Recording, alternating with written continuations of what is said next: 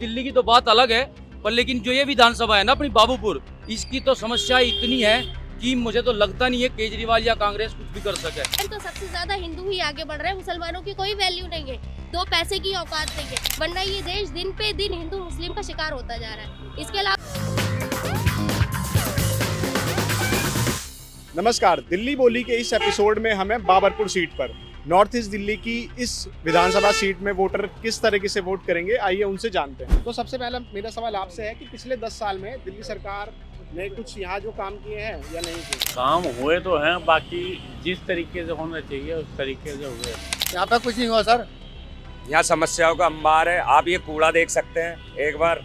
ना कभी नगर में स्कूल है, बच्चों को बड़ी दिक्कत होती है, रोड क्रॉस करने में एक्सीडेंट होते हैं बच्चों के। काम तो कुछ भी नजर नहीं आया, बस वादे वादे हैं, काम ऐसा कुछ भी नजर नहीं आया। रोड की हालत देखो, सफाई की हालत देखो, कुछ नहीं है, सब झूठे वादे हैं, कोई ऐसा काम नहीं हुआ है अभी। क्या दिल्ली की जो पब्लिक है वो मुफ्त बिजली और पानी की वजह से वोट करती है दिल्ली सरकार को? एक समस्या तो ये भी है, हर गरीब आदमी ये चाहता है कि उसका कुछ थोड़ा फायदा हो।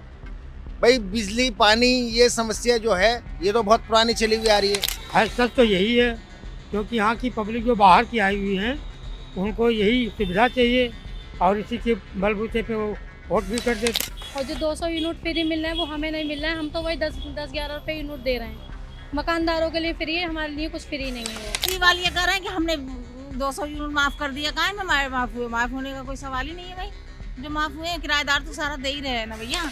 लाइट फ्री कर दी, पानी फ्री कर दिया, ठीक है। इन चीजों से कुछ हो रहा है क्या? ये नहीं चाहिए किसी को भी। ये बसों में जो फ्री केजरीवाल जी ने कर रखा है ये बंद कर दो। औरतें घर का काम छोड़े फ्री के चक्कर में चलो पार्क में बैठेंगे, चले। हमें फ्री का कुछ न चाहिए भाई। जब नई सरकार जो बनेगी, किसी की भी बने, वो सबसे पहले आपके इलाके में कौन सा काम करे जो आपको लगता है करना चाहिए उसे? देखो, सबसे पहले समस्या जो है वो एक सफाई की है। दूसरी, रोड इतने गंदे हैं, रोड इतने टूटे हुए हैं, वो तो कहते हैं हमने बनवा दिए हैं और सब काम सही हो रहा है, लेकिन ऐसा कुछ भी नहीं। बच्चों के लिए स्कूल होना चाहिए। यहाँ के बच्चे यमुना विहार जाते हैं या इधर बाबरपुर में रह गए। यहाँ तो गंदा पानी पीने को मिलता है जनाब। यहाँ लोग जो हॉस्पिटल पहुँच रहे हैं, जिनको बीमारियाँ पैदा हो रही है, वो गंदे पानी से हो रही हैं।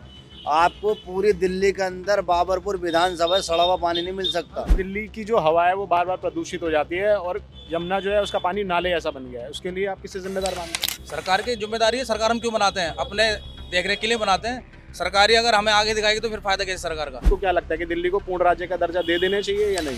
नहीं, पूर्ण राज्य का दर्जा अगर मिल जाता है तो और दिल्ली की तरक्की हो जाएगी।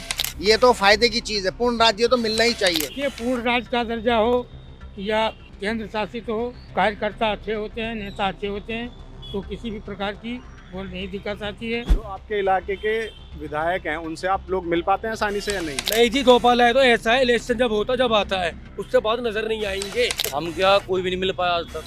अब इलेक्शन आ गया है, अब वो नजर आ रहे हैं। वैसे तो हमने कभी उनसे मुलाकात करी नहीं है। देखिए वोट मांगने आए थे, जब भी काम में नहीं आते, कभी कोई काम में नहीं आते। चुनाव शुरू होने वाला है तो वो घर घर जाते हैं, सबको बताते हैं कि मैं गोपाल राय हूँ, मंत्री हूँ आपके यहाँ का। 10 साल में वो कभी यहाँ नजर नहीं आए। क्या आपको लगता है कि आपकी मतलब जो इलाका है इसमें क्राइम बढ़ रहा है? हाँ बढ़ रहा है, बहुत ज्यादा बढ़ रहा है। और क्या नहीं, बहुत ज्यादा। 12-13 साल के बच्चे शराब पीते हैं, सिगरेट पीते हैं, गलियों में आवारागी करते हैं, चक्कू लेके घूमते हैं। और सबसे मेन पॉइंट रोजगार, यहाँ पे काम बिल्कुल नहीं है, बच्चे आवारगी ज्यादा कर रहे हैं, इसलिए क्राइम बढ़ रहा है। केंद्र सरकार के अमित शाह के हाथ में गृह मंत्री वही हैं, तो क्राइम के मामले में इसको दोष नहीं दे सकते। यहाँ पे है ना, 7 बजते ही कोई मोबाइल पे बात भी नहीं कर सकता। मोबाइल छीन लेंगे और चाकू मार के निकल जाएंगे, ठीक है। आए दिन छुरीबाजी, चक्कूबाजी, बंदूकबाजी, कभी कोई किसी के गोली मार देता है। यहाँ आए दिन झगड़े होना, दुकानदारों को आन के परेशान करना, इस पे कोई समस्या की कोई बात नहीं होती है कभी भी। ट्रेंड देखने को मिला है पिछले 10 साल से कि लोकसभा में लोग मोदी को जिता देते हैं यहाँ के लोग, और राज्य का जब चुनाव होता है उसमें केजरीवाल की सरकार बन जाती है। तो इस सब के बीच आपको क्या लगता है कि कांग्रेस किस वजह से पिछड़ रही है या क्या वजह रही है कांग्रेस के पीछे होने की? कांग्रेस की पीछे होने की मेन कारण जो है वो ये है कि इनमें कोई मजबूत नेता नजर नहीं आता। एक राहुल को छोड़ के जनता के ऊपर ध्यान ही नहीं दिया कांग्रेस के जो पुराने नेता थे सारे, इसलिए कांग्रेस जो है वो पीछे चली गई। भ्रष्टाचार था, काम ना होना था। दिल्ली सरकार जो है केजरीवाल की जा रही है कांग्रेस पार्टी आ रही है। लोकसभा चुनाव में मोदी को चुन लेती है और राज्य सरकार में दूसरी सरकार यानी केजरीवाल को चुन लेती है, इसकी क्या वजह हो सकती है? अगर हमारे पहचान का हमसे मिलने जुलने वाला कोई मुख्यमंत्री बनेगा, हम अपनी समस्या बता सकते हैं जाके। और मोदी से मिलना या केंद्र की सरकार से मिलना एक आदमी के बस की बात है नहीं। क्या देख के वोट करेंगे? किसी पार्टी को देख के वोट करेंगी या जो यहाँ का उम्मीदवार है उसे देख के, या सीएम का चेहरा कौन है दिल्ली का उसे देख के? भाई हमारा चेहरा नहीं है और न हमें किसी को मुंह देख के देना, न पैसा देख के देना, हमें तो जहाँ देना है देना। सबसे पहली बात तो ये है कि पार्टी को भी देखा जाता है, कौन सी पार्टी कितनी मजबूत है, कौन सी कितनी पुरानी है।